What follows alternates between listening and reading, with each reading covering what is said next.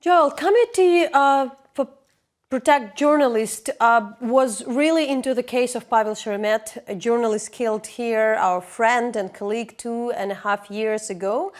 And the question today is still that what does it say that this investigation for such a long time doesn't bring any results, and we really do not know anything about what's going on with this case from the Ukrainian authorities. The only news, some kind of new details had been found out by the journalists themselves. So when there is no investigation for such a long time, what does it tell to us? Well, it sends a very clear message that those who murder journalists, those who threaten journalists in Ukraine, can get away with it, and that the authorities are not either not committed or not able to investigate these crimes and bring those responsible to justice. And this is all the more disconcerting and frankly upsetting because our delegation met with President Poroshenko when we were in Kiev in 2017. He promised us that there would be results, that there would be progress. He made specific commitments, for example, that there would be a press conference by the investigative committee to inform the Ukrainian public about progress in the investigation. That never took place. The commitments that he made to us have not been fulfilled. So that suggests that either he is not fully committed, the president is not fully committed to achieving justice, or there are powerful forces within Ukraine that are preventing him from moving forward. And either of those possibilities is deeply troubling. And Joel, since then, I remember you've been here at the mission. It was a summer before, quite some time ago. Since then, there was any follow-up with the Ukrainian authorities? You kind of a reputable organization. There were, the leaders of your organization coming, so it was a really senior mission. Yeah, we've been consistently following up. We've engaged with Ukrainian diplomats in Brussels. We've engaged with Ukrainian officials in Kiev. Our representative had a brief conversation with the president. So we've continuously followed up, and we offered to provide support for the investigation, an appropriate support. President Poroshenko in our meeting said that he would welcome international cooperation in the investigation and international support and assistance. And we actually did outreach with European authorities to see if they would be in a position to provide that support. There was an openness to do so, but frankly, the Ukrainian side has not followed up. And so that has not moved ahead. We really see a lack of commitment, a lack of seriousness. And I think that's reflected in a sense that Ukrainian journalists have, that the government, again, either it's not able or it's not willing to defend press freedom and ensure, particularly at this critical moment in Ukraine's history with elections coming up, that journalists are able to work without fear. This kind of no news can leave us a bit paralyzed because, of course, there were a lot of promises. What are the strategy for, and what could be strategy for journalists as well to, go on with this case rather than stop that nothing is done and we all just condemn the government? Well, look, I think that what I've seen in these kinds of cases is you have to play the long game. And sometimes it takes a long time. But what I can say, speaking from CPJ's perspective, is that we will be relentless. We will never stop. We will not go away. We will continue to pursue this until there is justice, no matter how long it takes. We will continue to raise this at every opportunity. And I hope that the people who ordered this killing, who carried it out, or who are covering it up, are not able to rest easy, that they are concerned, that they know that someday, maybe it won't happen as soon as we would like, there will be justice. And I think that Ukrainian journalists can send that same message. Even if you look at the Hromadske case, sometimes these things don't come out immediately. They take a long time. But I hope that the people who, again, participated in this horrendous crime, whether they're in the Ukraine or outside the Ukraine, know that someday they will have to face justice. there were quite a few new cases for post-Maidan Ukrainian media when the General Prosecutor Office demanded the access to the mobile phone of the investigative journalist. There were at least 3 profound cases, and somehow there was a luck that in one case of the Radio Liberty, there was a decision and there was a recommendation of the European Human Rights Court. Later, there were even the Ukrainian courts, more or less, were rather supportive to the Ukrainian journalists, and recently there was one case closed. And yet still what it also means, and how do you read that even after this note of the European Human Rights Court, still the new cases are open, demanding an access of the sources to be opened, as kind of important as the mobile phones?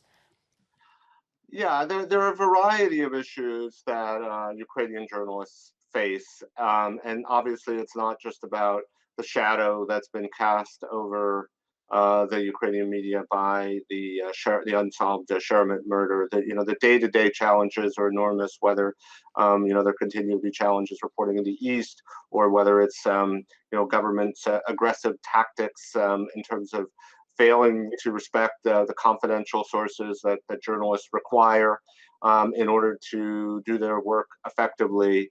And I think that one of the issues again is that the Ukrainian government, the Poroshenko government, has become increasingly resistant to international pressure, particularly from the European Union. That's unfortunate because that really shapes the way that Ukraine is perceived both within Europe and globally. But it's unquestionably makes the environment more difficult to do this kind of defense of press freedom and the rights of journalists. So, besides that, of course, we are concerned about the fates of journalists which are detained or are denied to work in occupied, non-controlled Donbass and occupied Crimea. People like Stanislav Aseyev and Mykola Semena. It's also incredibly difficult. Ukrainian journalists do not have access to the occupied territories of the eastern Ukraine. It's challenging to work in Crimea.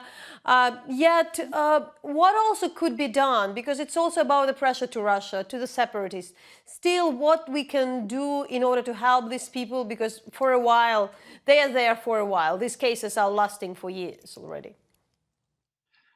Yeah, no, there's no question that the reporting conditions in the east, in Crimea, areas controlled by Russia or Russian allied forces, are exceedingly difficult.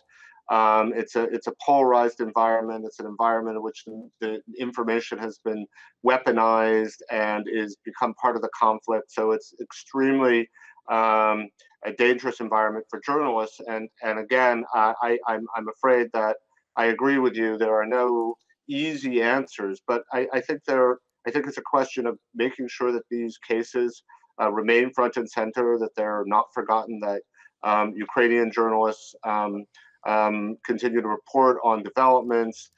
We certainly have raised our concerns with Russian authorities and ask them to exert their influence to ensure that journalists are work safely, and that Ukrainian journalist who is in custody in Russia is freed. So, but I agree that these are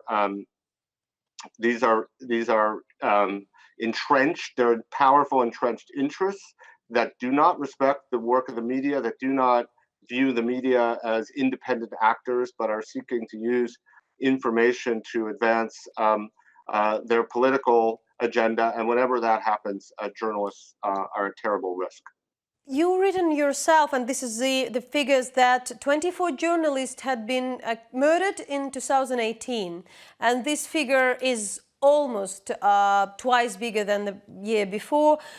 We at Hromadske, we can say that we had lost another colleague of ours. We're speaking about Orhan Jamal, a Russian journalist who also done reporting for Hromadske, been in this studio. He was one of many, unfortunately, like Jan Kurczak in Slovakia and others. Still, how would you explain that? You know, the journalists used to be targets for the last decade. Still, it's getting too much? I don't have an easy answer. I actually looked and did an analysis of all the journalists killed, and it sort of defies a simple explanation. But one thing we can say is that investigative reporters, in particular, have been targeted. You mentioned Jan Kuchlak, and I would also point to Daphne Caruana Galizia, who of course was killed the year before in Malta in a car bomb. These are targeted killings. These are different from crossfire killings. So that's what we've seen.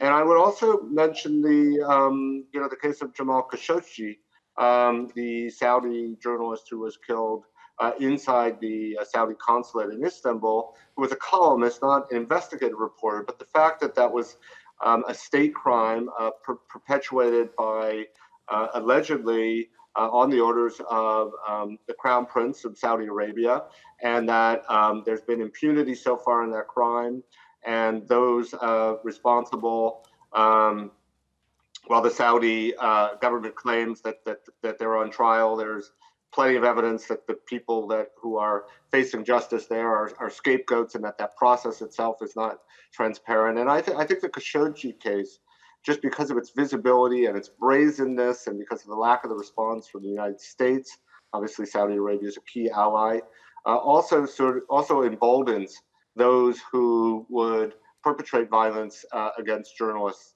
So the atmosphere, unquestionably, which has already been bad, has grown worse. Do you see also that your organization, particularly Committee for Protect Journalists, doesn't fully have the support of the states? For instance, I remember years ago, that would be the issue when the President of the United States would kind of raise the issue of a journalist being arrested or detained.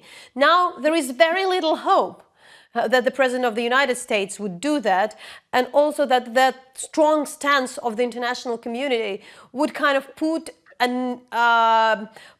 some kind of pressure on authoritarian regimes to deal with the journalists. We have a case of Maria Reza in Philippines, whom we also know personally, whose articles we translated into Ukrainian from English, Filipino journalists. But it feels like the international condemnation and the pressure isn't really making these people really too easy their pressure on the journalists in their countries. Yeah, I mean, there's no doubt that the environment for press freedom advocacy has become more complex. And if you trace it back to the kind of roots of the kind of problem, part of it is that the media itself is less powerful and less influential and less able to influence the behavior of governments because it's more fractured and more divided. So the CPJ strategy and the strategy of many human rights organizations at one time was to mobilize the media on behalf of press freedom and the rights of journalists. And when there was that kind of intensive coverage, then it would shift public opinion and governments would have to respond because there would be public demands.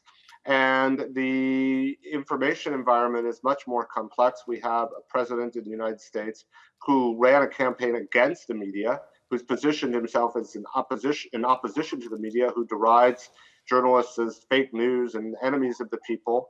This is not a person who is committed to press freedom or the rights of journalists. He's not a person who can credibly defend journalists in most circumstances because of his own behavior. That said, there are institutions within the U.S. government, the State Department, certainly, and ambassadors, and within the European Union as well, and within the United Nations and other governmental organizations that do take up these issues and do raise them and do apply pressure. But there's no question that in order to move governments, in order to get them to engage around this issue is more complex, more difficult, requires more energy and more creativity. And that means, going back to our original point, that journalists are at greater risk. And Joel, here in Ukraine, we know very well that the fake news is not just an invented term, and they really can cause harm. You know, like we remembering our experience in 2014. Yet we know, and you written that, and we also speak about that, that today it's very common to kind of debunk this notion of the, you know, use the term fake news to. Yeah. To make, you know, to justify restrictions, to blame any report the politicians don't like as a fake news. How you see we're dealing with that? Also, not kind of being serious about the fake news as they are, but at the same time not letting this discourse to come into place. Yeah, I do not use the term fake news because it conflates different kinds of information that is not even necessarily inaccurate. So there's misinformation, which is information that's incorrect, sometimes deliberately. So there's disinformation, which usually it refers to coordinated government efforts. There's propaganda. There's sloppy journalism. There's all sorts of different reasons. There's clickbait, which there's a commercial motivation to publishing salacious information that may or may not be accurate. And then in this environment, you have people like President Trump, who has tried to appropriate the term fake news and applies it to critical journalism that he happens to disagree with. And that is actually very destructive because there is a real problem of again, misinformation, disinformation, government propaganda, etc. But I think we have to be very careful to be specific about what we're talking about. And there's also a real risk that once the notion takes hold that fake news is the problem, it can empower governments to solve it. And the way governments will solve this problem, so-called, is by further restricting information. So even as we talk about the challenge of misinformation and disinformation, we have to find a way to confront it while preserving press freedom and freedom of expression. We talked about Ukraine, and Ukraine is coming to the election cycle. There would be present elections, 2 rounds this spring, then later the autumn. Usually in this region, in Eastern Europe, elections is tough time for journalists as well, with some of the risks. You know, it's Ukrainian market, we know it, it's oligarch owned. Still, do you see any particular concerns where to look at of your organization in particularly? Within this period of time? Where are you looking at? We believe that we're making a concerted effort to make clear to governments that a credible democratic election depends on respect for freedom of the press. Even if you have a free vote, even if other safeguards are in place, if the media and journalists are not able to work freely, you can't credibly call it a fake election. I mean, can't credibly call it a valid election. And so I think that's a critical point that we've been hitting hard. Elections are always about information. They're always about media. They're always about using the media to make your positions known, to counter and debate and engage with the political competition. So journalists are always in the middle of that. And in environments where there aren't institutional safeguards, or where there may be violence, or governments may be inclined to take repressive action, the risk is greater. So we're watching Ukraine very carefully. We understand that the election is taking place in an environment in which the rights of journalists have not always been respected, in which prominent journalists have been killed, like Pavel Sheremet, and there have not been adequate investigations.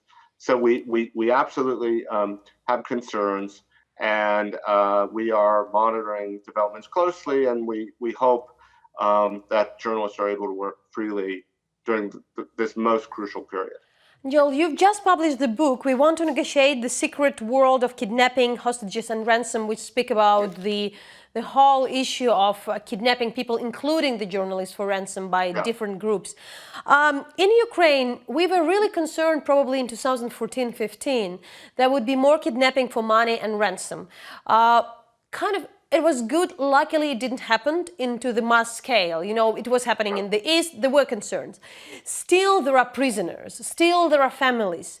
And what is the main finding? I understand how difficult it is to put the book into the kind of one phrase. Still, what are the most crucial things to understand about, like, negotiating with the terrorists, with those who keep hostages, and how journalists, the security of the journalists, how the states should act, and the journalists should report about that? Well, first of all, I think that kidnapping, sadly, is an occupational hazard for journalists. It has been for a long time, but it's grown worse. And that's partially because, as I mentioned, in these relationships with these forces that may choose to use this tactic, journalists have less power. They used to be able to say, well, if you kidnap me, who's going to report on your activities? Who's going to tell your story? That's no longer credible because these violent forces have other means of communicating. So that's increased the risk for journalists. The other thing I would say is that kidnapping is a tactic used in almost every conflict. So wherever you have conflict, you tend to have kidnapping. It thrives in lawless environments. Sometimes it's politically motivated, and sometimes it's for ransom. And the third finding, based on the data, is that each case is different. Sometimes there are opportunities to engage. There are opportunities to negotiate. Sometimes it's possible because the family or the employer, or with government support, chooses to pay ransom. But one thing that I did find is that a posture of not paying ransom, of simply stating we won't negotiate, doesn't seem to lead to better outcomes. It doesn't seem to lead to a reduction in kidnapping, but it does seem to lead to a higher likelihood that the hostage will be killed or suffer a terrible harm. Still, about the journalist, there is a question how better to report, because now you do have the visuals, you can report the story differently.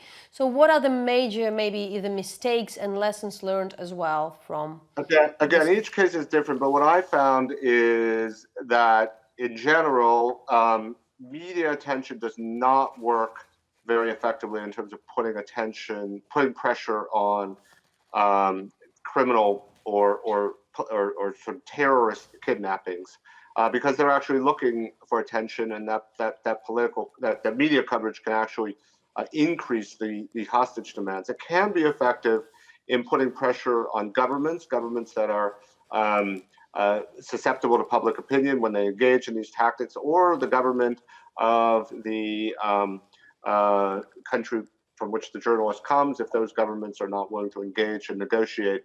So publicity can be helpful. It can also be harmful. It's a case-by-case basis. My general advice is that journalists should cover kidnappings, but they should avoid doing it in a sensational